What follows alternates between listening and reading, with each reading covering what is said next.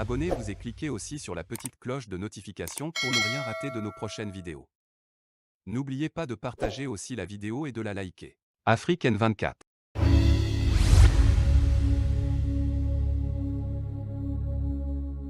Amis Canletor, bienvenue dans votre émission La Voix du Peuple sur Radio Avoleté. Plus que 3 jours, le monde entier entamera la nouvelle année de 2022. Mais au Togo, beaucoup de familles vivent sous le seuil de pauvreté et les fêtes de fin d'année sont pratiquement insignifiantes au Togo. Et face aux restrictions des libertés d'expression et de manifestation, les populations qui vivent depuis des années sous le joug de la dictature sont meurtries dans leur âme. Eh bien, à ce lot de désolation, plus d'une centaine de prisonniers politiques couplent dans les prisons du Togo où ils vivent dans des conditions inhumaines de détention.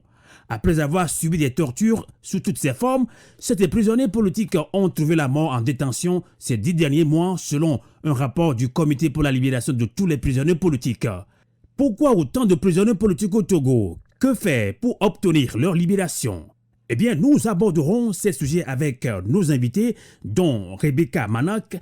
Depuis le Mali, elle est initiatrice du collectif international pour la libération des prisonniers politiques au Togo, et avec Samari Tchadjobo qui va nous accompagner en ligne depuis l'Allemagne.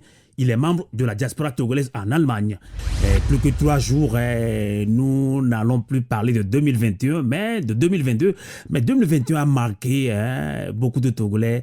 Pas en bien, parce que c'est le statu quo sur tous les plans, vie chère, liberté d'expression, on n'a plus de liberté d'expression comme avant. La dictature s'enracine au Togo, c'est le constat fait d'ailleurs également par l'opinion internationale. Et là, vous savez, depuis un certain temps, depuis la dernière élection de 2020, on s'est dit, c'est pas moi qui le dit, on estime qu'on est beaucoup plus divisé encore, on est plus divisé, on est plus divisé. Cela n'est jamais arrivé auparavant. Et là, sur les réseaux sociaux, je pense que des fois, il y a des audios, des vidéos qui passent. Est-ce qu'on critique les opposants? Est-ce qu'on les insulte? Est-ce qu'on les dénigre? Et vous l'avez dit tout à l'heure, les Togolais sont fâchés contre l'opposition, entre guillemets. Alors, bon, est-ce que c'est l'opposition qui est le malheur de ce que nous vivons au Togo, ou bien c'est le pouvoir, selon vous? Amos, excusez-moi d'avoir ri. Qui a le pouvoir au Togo? Qui a le pouvoir de prendre des lois au Togo? Qui a le pouvoir de l'argent au Togo? Qui a le pouvoir militaire au Togo aujourd'hui? Est-ce que c'est l'opposition? C'est la population? Non. Ce n'est pas le régime? Non. C'est celui qui a le pouvoir, tous les pouvoirs que je viens de citer. C'est celui qui a ces pouvoirs-là qui donne l'ordre à l'autre. Et je dis que ce régime, vous connaissez le problème de ce régime? Le régime a fait tant de mal, ils sont conscients qu'ils ont fait du mal aux Togolais. Le régime Yassingbe, ils sont conscients, Fort Yassingbe, avec ses amis, ils en sont conscients. Ils font du mal, ils ont fait trop de mal aux Togolais. Ils sont arrivés à un point, ils ont peur de revenir en arrière, alors qu'ils ont tellement affaibli la population, l'opposition, que pour le moment, on n'arrive pas à les chasser du pouvoir.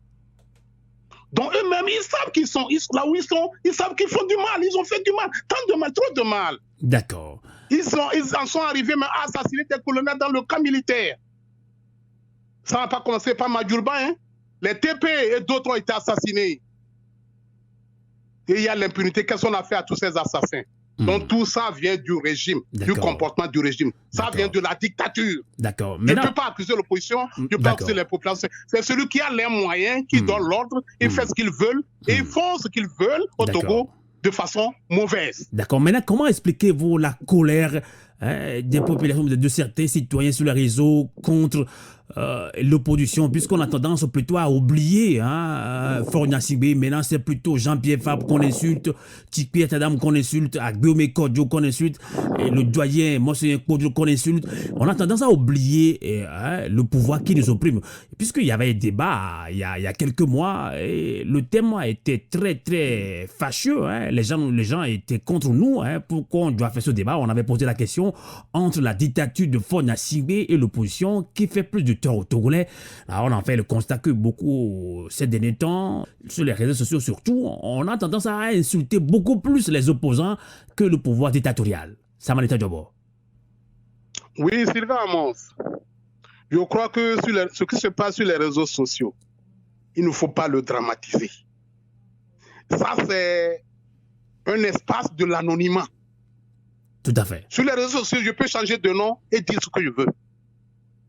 C'est un espace de l'anonymat. Hélas, le WhatsApp, tout a amené l'anonymat. Tout le monde est devenu écrivain. Tout le monde est devenu parleur. Tout le monde est devenu des faiseurs d'audio. Tout le monde est devenu journaliste presque. Ceux qui insultent les leaders de l'opposition, je ne le ferai jamais. D'accord. Je peux critiquer les leaders de l'opposition. Ils vous diront qu'ils n'insultent pas, mais ils dénoncent. Est-ce que vous... Oui, je suis en train de parler. Est-ce qu'il n'y a pas une différence entre critiquer, dénoncer, insulter, dénigrer, selon vous? Il y a une grande différence. C'est ce que je suis en train de dire. Je peux critiquer, je peux prendre des éléments pour critiquer le leader du PNP. J'ai des éléments, quand je critique, je ne critique pas dans le vide. J'ai des éléments sur lesquels je le critique, par exemple. Ou bien le leader de l'ANC, M. Jean-Pierre Fabre. J'ai des éléments, il a fait ça, il a dit ça, mais il n'a pas fait, je le critique, je dénonce. Ça, ce ne sont pas des insultes. Mais quand je insulte quelqu'un personnellement, on ne le fait pas. Et je dis que qu'est-ce qui a causé ça? C'est l'anonymat des réseaux sociaux qui a causé ça. Si des gens qui insultent, si on les met devant M. Agoyeme Kodjo qui l'a insulté tout à l'heure, dans un meeting, il se lève, on lui donne la parole, il ne va pas répéter les mêmes insultes. Parce qu'il est en face de lui. Quand on le met devant M. Jean-Pierre Fabre, de l'ANC, il vient de l'insulter ou bien l'habitude de l'insulter. Dans un meeting, on lui donne le micro. Parlez à M. Jean-Pierre Fabre. Il ne va pas l'insulter. Parce que ce n'est pas l'anonymat ici. Il y a beaucoup qui profitent de l'anonymat qu'ils font. Et il y a trop d'hypocrisie aussi. Ça a été créé par les réseaux sociaux, malheureusement. Sinon, il y a critique, dénonciation, mais pas d'insulte. Non, s'il vous plaît. Tout à fait. Je pense que nous sommes également une émission de formation civique sur Radio Avoleté. Peut-être que certains Togolais ne sont pas entre guillemets martyrs en politique. Ils pensent que lorsque je vais dénigrer, lorsque je vais insulter l'opposition, là, je pense que oui, lorsque je vais vouloir dire, moi, c'est moi qui dois dénoncer plus, je dois dénoncer ou dénoncer, critiquer en même temps, insulter en même temps, c'est là où je suis un patriote. Je ne pense pas que c'est ce que vous dites. Vous êtes contre cela, Samalita Djabo.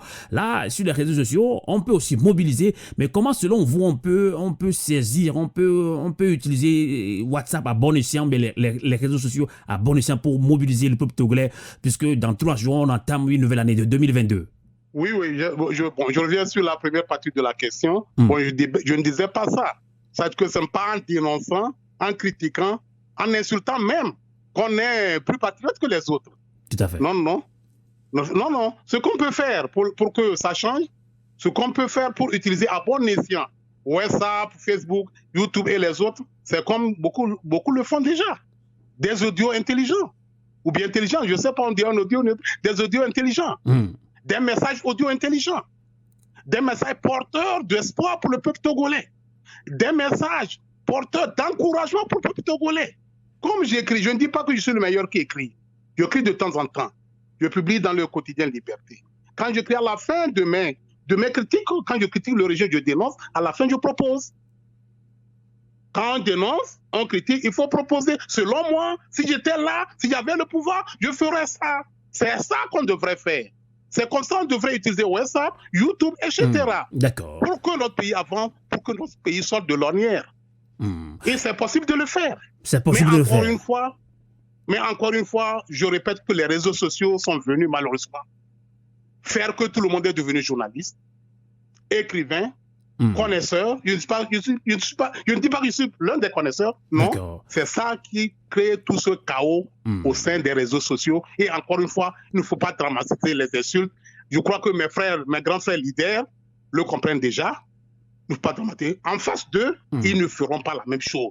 C'est vrai. Ils profitent de l'anonymat. Bon, malheureusement, beaucoup de leaders sont blessés dans leur fort intérieur par rapport à ces agissements de certains Togolais qui, du matin au soir, ont pris que pour travail, entre guillemets, d'insulter, de dénigrer l'opposition. Les opposants ont plus de l'argent, l'opposition a fait ceci, l'opposition a fait cela, l'opposition nous a trahis. C'est notre chanson de tous les jours. Ce qui fait que quand vous demandez à des Togolais mobilisons, non, c'est fini, l'opposition nous a vendu, il n'y a plus d'opposition au Togo. Que répondez-vous à ces Togolais, Samarita Djobo? Non, ce que je vais répondre à ces Togolais, je reviens toujours à ce régime de dictature. En tout cas, moi, je vous pose des questions très simples, hein, des questions que se posent les Togolais lambda. Hein. Non, je sais, j'ai compris la question. Des questions que nous recevons également à la rédaction de Radio à Voleté.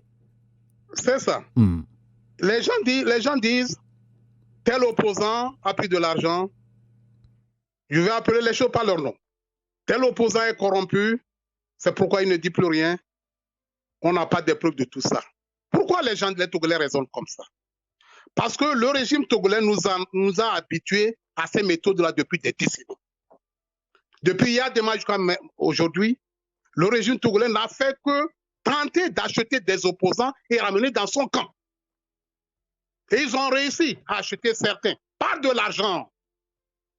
Donc les Togolais ont vu tout ça. Les plus jeunes ont grandi, ils ont appris de leurs grands frères. Ils ont lu ce qui s'est passé. Donc quand les Togolais voient les leaders qui ne font plus rien, la plupart pensent que non, parce qu'on l'a acheté, et ce n'est pas le cas. J'ai parlé de la terreur. Ne demandez quand même pas aux leaders de l'opposition de courir pour aller dans la gueule du loup, pour amener ces militaires un samedi, dire marcher, et les militaires vont venir les massacrer. C'est ce qu'ils font au Togo, non? On arrête des gens clandestinement, on les enlève clandestinement. Il y a des prisons secrètes au Togo. Je le répète encore. Dans les leaders, quand ils sont là, ils ne font rien. Moi, je dis encore, voyons la terreur en face. Et quand vous faites un combat, à un moment, il faut s'arrêter pour se demander, il faut faire une pause pour réfléchir. D'accord. Et repartir de nouveau sur de nouveaux pas. Tout à fait. C'est ce que je pense. Exactement. Les gens qui disent ça n'ont pas de preuves. Et le régime nous en a habitués. Et on croit que ça continue.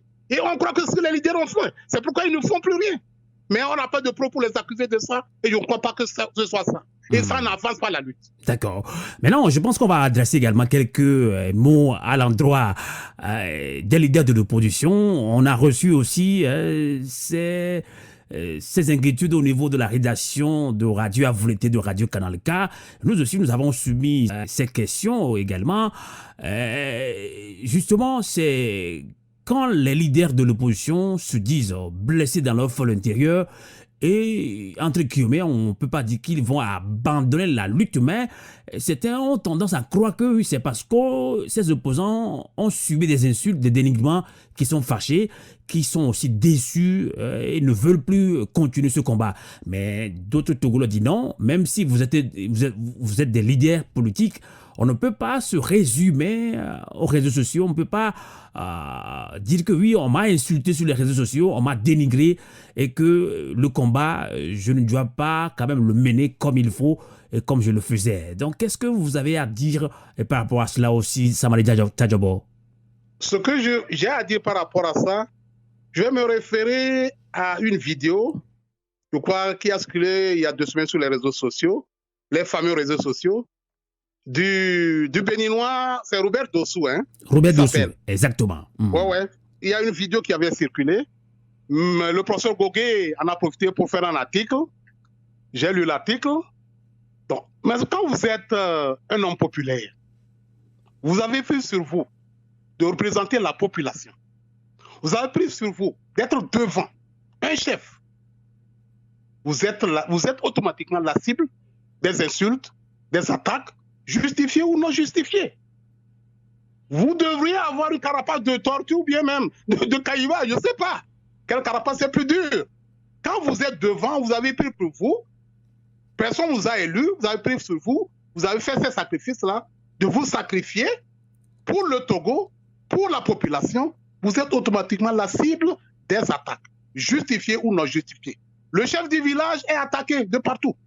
Le maire de la ville est ici. Il faut venir lire les journaux. Tu es en Suisse, je suis en Allemagne. Je lis le quotidien ici. Il faut voir comment les politiciens sont attaqués, mais on ne les insulte pas personnellement. Quand vous lisez quelque chose sur un ministre, vous allez lire, vous allez dire que le lendemain, il va se suicider. Excuse-moi, mais il n'est pas insulté. Mais il y a une façon de le dénigrer dans les journaux. Donc vous êtes la cible des attaques. Il faut être prêt à ça. Bon, quand nos leaders disent qu'ils sont fâchés parce qu'ils les ont insultés, tout ça là, donc, là, je suis tellement d'accord. Je suis tellement d'accord. Il y a une autre raison. Nous savons qu'il y a la terreur devant. Si on n'a plus de moyens contre cette terreur-là, il faut qu'on se le dise et qu'on fasse une pause, comme je l'ai dit. En tout cas, certains Togolais en font quand même trop, quand même. Hein. Certains Togolais en font trop. Ces leaders sont aussi des humains comme nous. C'est quand même... Moi, en tout cas, je ne suis pas l'avocat défenseur de ces leaders politiques. Hein. Des gens me traitent de très proche de Jean-Pierre Fabre. C'est l'occasion de le dire. Hein. Je n'ai jamais rencontré M. Jean-Pierre Fabre. Hein. Moi, nous animons une émission très objective. Nous sommes très critiqués au niveau de la DEMCA, au niveau de l'ANC, au niveau de PNP. On nous insulte également. Nous, on dit on doit continuer. On m'insulte personnellement sur les réseaux sociaux. Quand j'anime une émission, on m'incite proprement. On me lance des insultes sur plusieurs plateformes, même des fois en inbox. Hein. Je rigole, je continue. C'est ça que a dit également Robert Dessous. Hein. C'est ça que vous dites également, Samanita Djobo. Non, j'ai compris. Quand vous parcourez un peu le monde, vous voyez des leaders qui furent chanceliers, présidents de leur pays, premiers ministres. Beaucoup ont été humiliés avant. Hein. Beaucoup ont été jetés en prison des décennies. Ils sont sortis, ils sont devenus héros, présidents, bien, premiers ministres, puis chanceliers. Parcourez un peu le monde politique pour voir, le monde entier, le monde politique entier, pour voir. C'est ça. Donc, quand on est, je le répète encore, quand on est leader, les insultes ne vont pas finir. Les attaques, justifiées ou non justifiées, et encore, notre méconnaissance de la politique, le temps que les leaders n'ont pas eu pour éduquer leurs militants, ça a joué un rôle aussi au Togo. Et la situation générale du Togo, c'est devenu la pagaille générale. Tout le monde sait ce qu'il veut, fait ce qu'il veut. Ça joue un rôle aussi, la situation du pays. Exactement. Ça joue un rôle aussi. Mais quand la situation devient normale, comme dans d'autres pays relativement au Bénin, je répète encore le Bénin, le Ghana, ça va un peu mieux là-bas. Les leaders politiques auront le temps d'éduquer les populations. Ils auront le temps de tenir des meetings, d'éduquer. C'est comme ça qu'on fait la politique. Insulter et critiquer, c'est parallèlement différent. On n'insulte pas. Vous avez le droit de me dénoncer. Si je vole de l'argent à la mairie, je suis maire. Mais vous n'avez pas le droit de m'insulter. Surtout si on a des preuves également. Likez la vidéo si ce n'est pas déjà fait. Laissez aussi votre point de vue en commentaire.